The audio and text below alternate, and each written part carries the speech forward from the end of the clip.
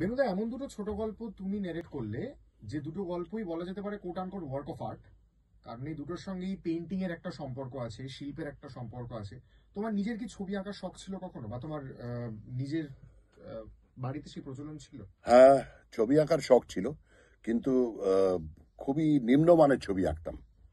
সেগুলো হচ্ছে যে আমার কমিক্স খুব ভালো লাগতো। আমার মিকি মাউস, গুফি,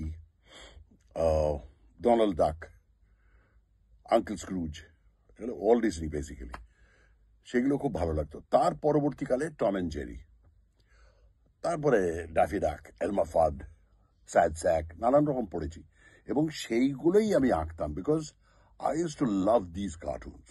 এবং পরবর্তীকালে চেষ্টা করেছি, তখন দেখলাম আরো খারাপ হয়ে যাচ্ছে এবং তখন দেখলাম যে না, I was better with my drawings of aircrafts and cars and railway engines.